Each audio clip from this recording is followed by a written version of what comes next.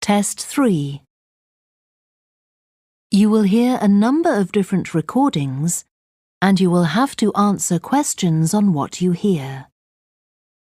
There will be time for you to read the instructions and questions, and you will have a chance to check your work. All the recordings will be played once only.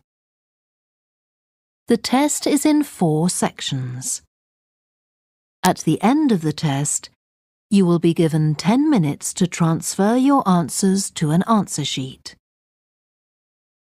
Now turn to Section 1. Section 1. You will hear a woman telephoning a tourist office to ask about free activities. First, you have some time to look at questions 1 to 6.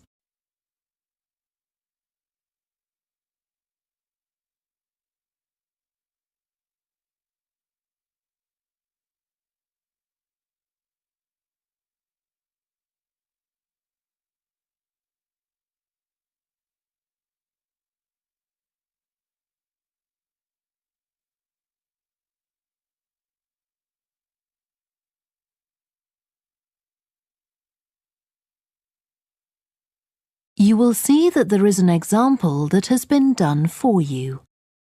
On this occasion only, the conversation relating to this will be played first. Good morning, this is Burnham Tourist Office, Martin speaking. Oh, hello. I saw a poster about free things to do in the area, and it said people should phone you for information. I'm coming to Burnham with my husband and 2 children for a few days on June the 27th, or possibly the 28th, and I'd like some ideas for things to do on the 29th. Yes, of course. The date that the woman wants information about is the 29th of June, so the letter C has been circled. Now we shall begin. You should answer the questions as you listen because you will not hear the recording a second time. Listen carefully and answer questions 1 to 6. Good morning, this is Burnham Tourist Office, Martin speaking. Oh, hello. I saw a poster about free things to do in the area, and it said people should phone you for information.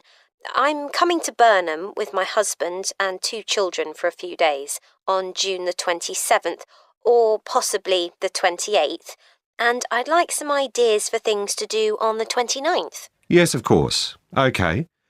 Then let's start with a couple of events especially for children. The art gallery is holding an event called Family Welcome that day, when there are activities and trails to use throughout the gallery. That sounds interesting.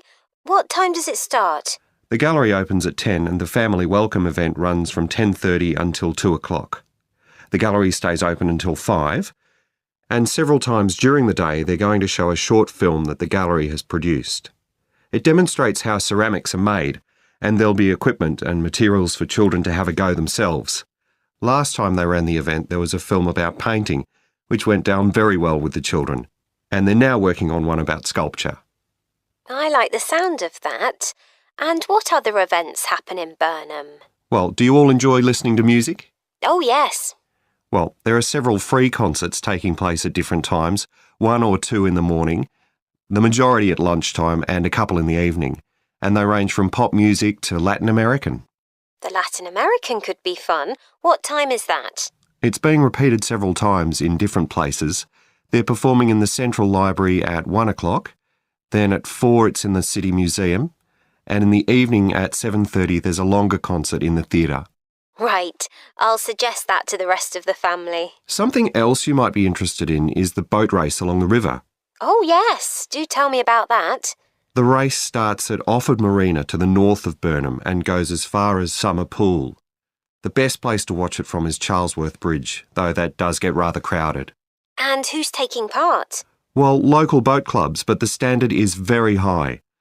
One of them came first in the West of England Regional Championship in May this year. It was the first time a team from Burnham has won. It means that next year They'll be representing the region in the National Championship. Before you hear the rest of the conversation, you have some time to look at questions 7 to 10.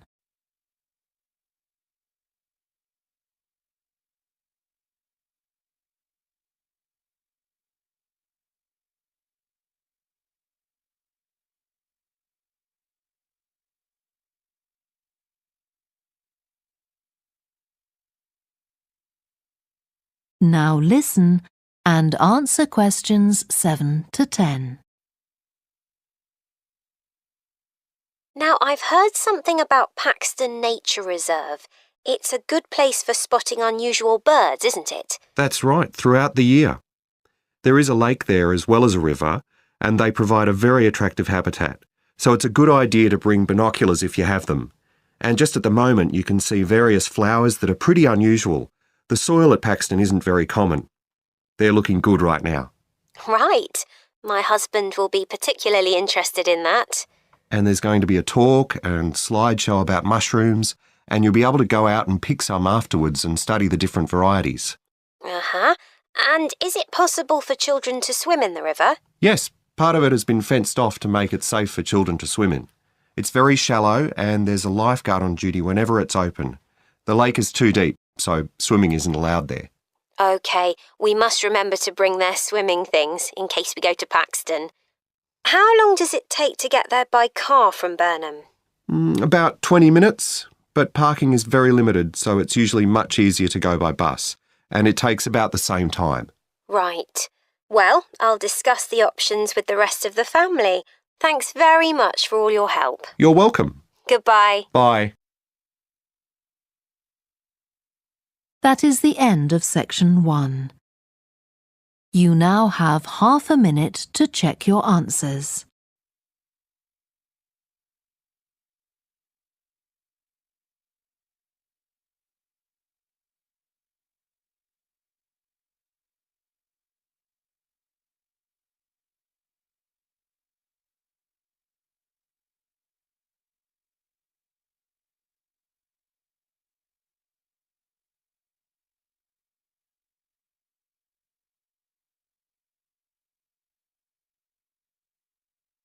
Now turn to section 2.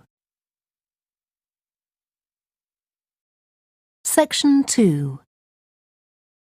You will hear a talk given by a woman called Shona Ferguson about changes in a town called Barford. First, you have some time to look at questions 11 to 15.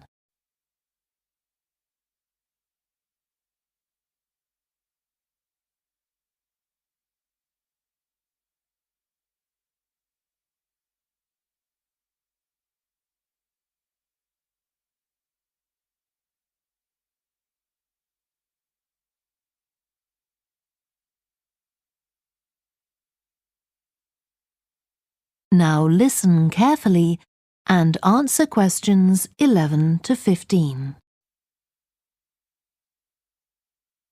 First of all, let me thank you all for coming to this public meeting to discuss the future of our town.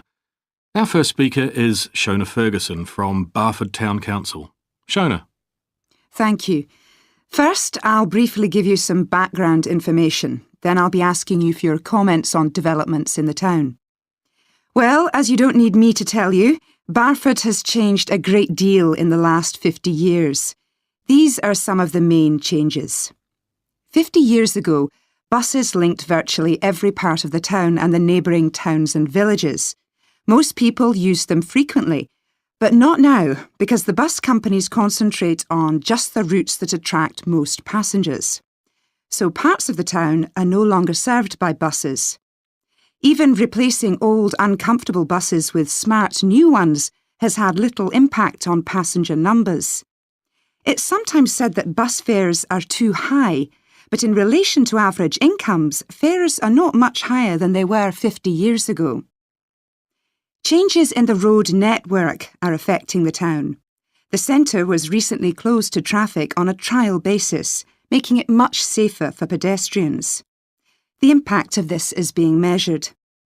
The new cycle paths separating bikes from cars in most main roads are being used far more than was expected, reducing traffic and improving air quality. And although the council's attempts to have a bypass constructed have failed, we haven't given up hope of persuading the government to change its mind. Shopping in the town centre has changed over the years. Many of us can remember when the town was crowded with people going shopping. Numbers have been falling for several years, despite efforts to attract shoppers, for instance by opening new car parks. Some people combine shopping with visits to the town's restaurants and cafes. Most shops are small, independent stores, which is good, but many people prefer to use supermarkets and department stores in nearby large towns, as there are so few well-known chain stores here. Turning now to medical facilities. The town is served by family doctors in several medical practices, fewer than 50 years ago, but each catering for far more patients. Our hospital closed 15 years ago, which means journeys to other towns are unavoidable. On the other hand, there are more dentists than there used to be. Employment patterns have changed along with almost everything else. The number of schools and colleges has increased, making that the main employment sector. Services such as website design and accountancy have grown in importance, and surprisingly perhaps, manufacturing hasn't seen the decline that has affected it in other parts of the country. Before you hear the rest of the talk, you have some time to look at questions 16 to 20.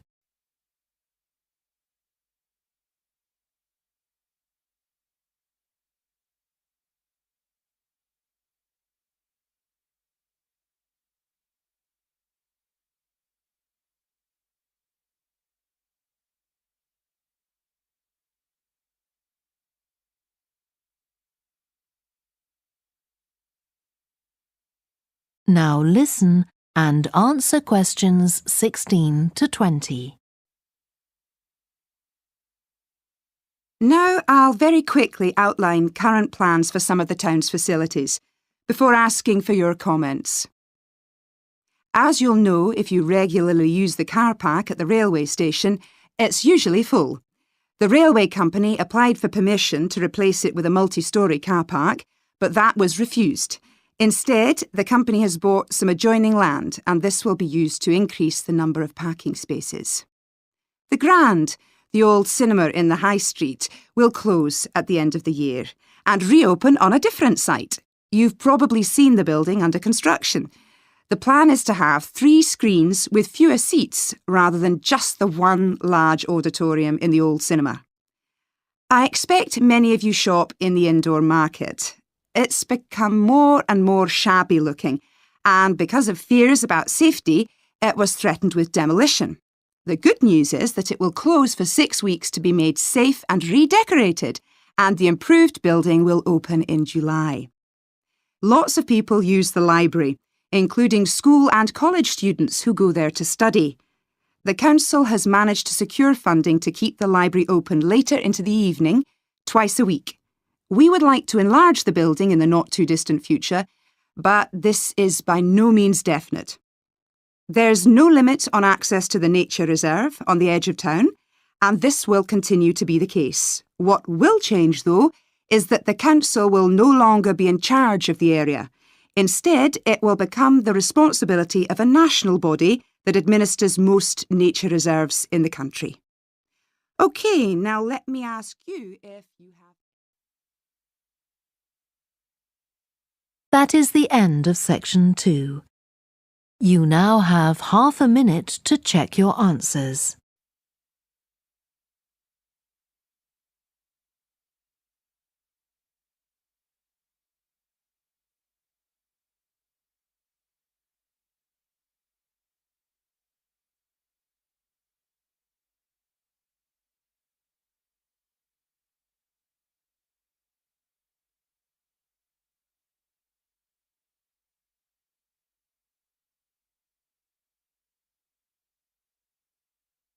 Now turn to section 3.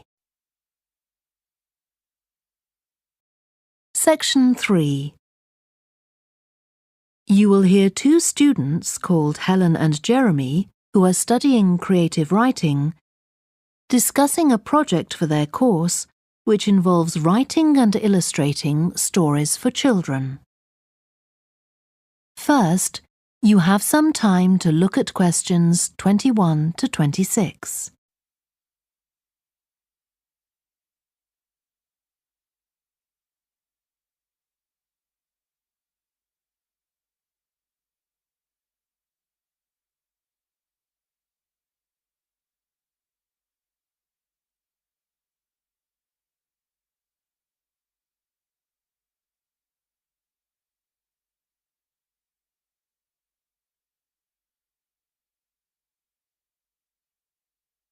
Now listen carefully and answer questions 21 to 26.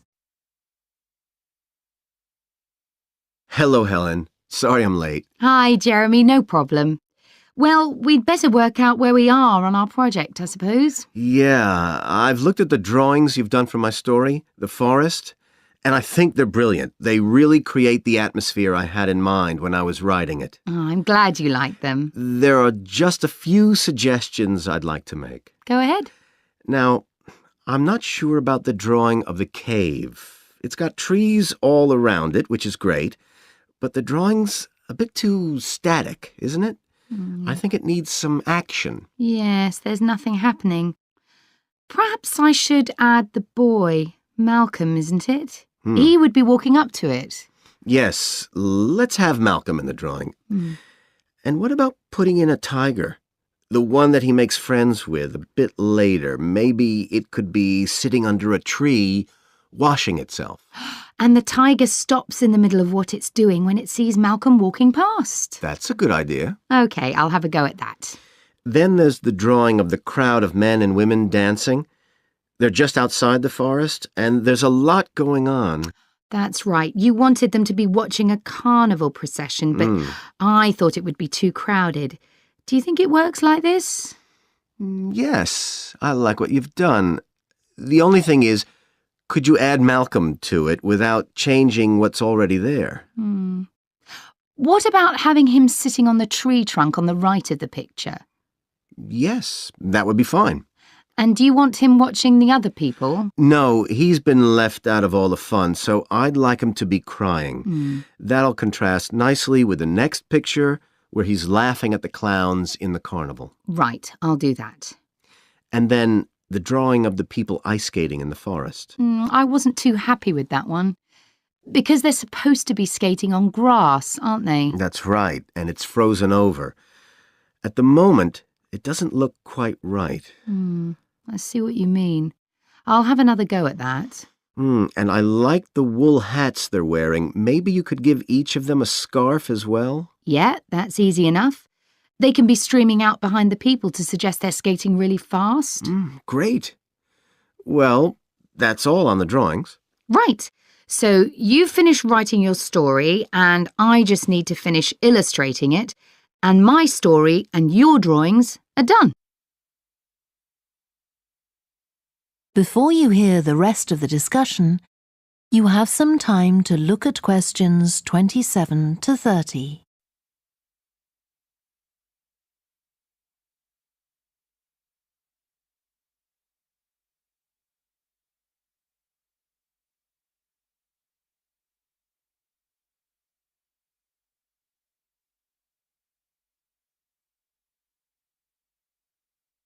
Now listen and answer questions 27 to 30.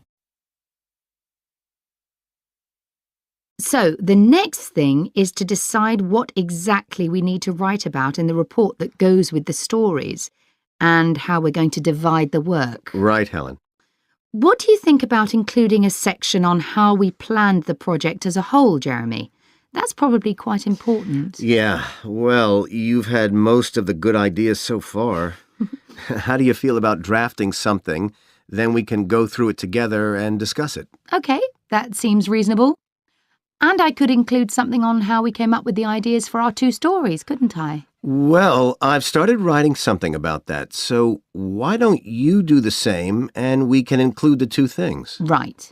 So, what about our interpretation of the stories? Do we need to write about what we think they show, like the value of helping other people or that sort of thing? That's going to come up later, isn't it? I think everyone in the class is going to read each other's stories and come up with their own interpretations, which we're going to discuss. Oh, I missed that. So it isn't going to be part of the report at all? No. But we need to write about the illustrations because they're an essential element of children's experience of reading the stories. It's probably easiest for you to write that section, as you know more about drawing than I do. Maybe, but I find it quite hard to write about. I'd be happier if you did it. Okay. So when do you think we can get this ready? That is the end of section 3. You now have half a minute to check your answers.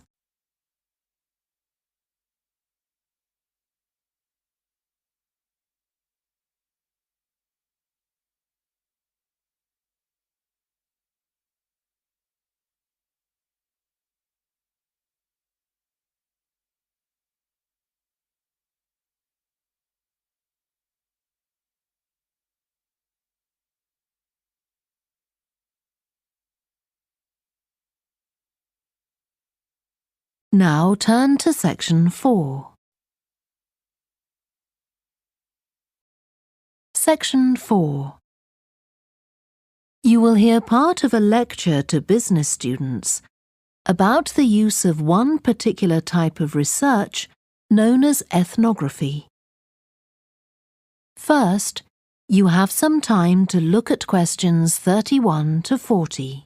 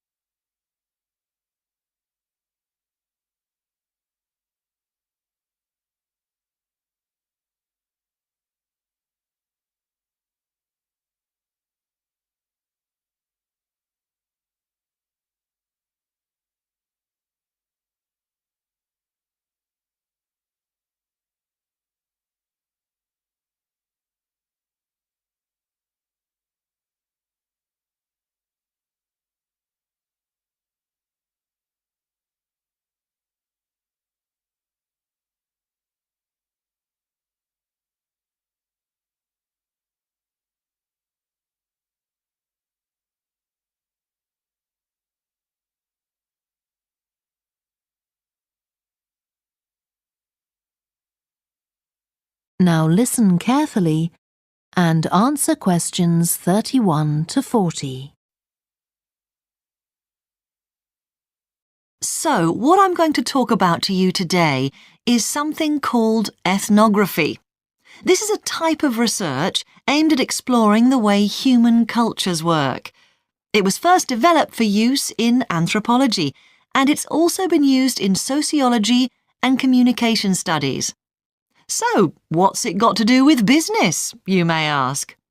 Well, businesses are finding that ethnography can offer them deeper insight into the possible needs of customers, either present or future, as well as providing valuable information about their attitudes towards existing products. And ethnography can also help companies to design new products or services that customers really want. Let's look at some examples of how ethnographic research works in business. One team of researchers did a project for a company manufacturing kitchen equipment. They watched how cooks used measuring cups to measure out things like sugar and flour. They saw that the cooks had to check and recheck the contents because although the measuring cups had numbers inside them, the cooks couldn't see these easily. So a new design of cup was developed to overcome this problem, and it was a top seller.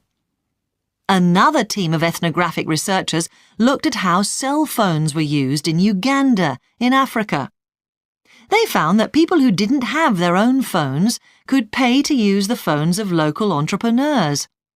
Because these customers paid in advance for their calls, they were eager to know how much time they'd spent on the call so far. So the phone company designed phones for use globally with this added feature. Ethnographic research has also been carried out in computer companies. In one company, IT systems administrators were observed for several weeks. It was found that a large amount of their work involved communicating with colleagues in order to solve problems, but that they didn't have a standard way of exchanging information from spreadsheets and so on. So, the team came up with an idea for software that would help them to do this. In another piece of research, a team observed and talked to nurses working in hospitals. This led to the recognition that the nurses needed to access the computer records of their patients no matter where they were. This led to the development of a portable computer tablet that allowed the nurses to check records in locations throughout the hospital. Occasionally, research can be done even in environments where the researchers can't be present. For example, in one project done for an airline, respondents used their smartphones to record information during airline trips, in a study aiming at tracking the emotions of passengers during a flight.